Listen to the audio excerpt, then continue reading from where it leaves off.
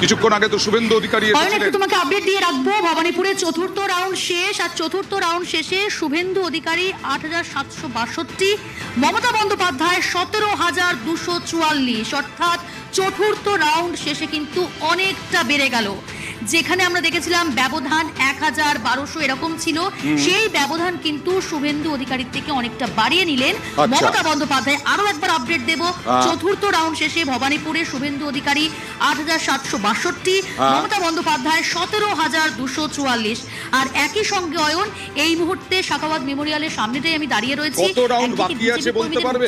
ছবি যেমন দেখা যাচ্ছে, আরো কত রাউন্ড বাকি আছে বলতে পারবে? অয়ন এখানে ২০ রাউন্ড, এখন মানে টোটাল ২০ রাউন্ড। চতুর্থ রাউন্ড শেষ হয়েছে, পঞ্চম রাউন্ড, মানে এখনো পর্যন্ত ১৬ রাউন্ড। মানে দেখো, যা এখনো তোমাকে বললাম, চতুর্থ রাউন্ড শেষে কিন্তু ১৭,২৪৪, ব্যবধান কিন্তু অনেকটা বাড়িয়ে নিলেন মমতা বন্দ্যোপাধ্যায় শুভেন্দু অধিকারীর থেকে।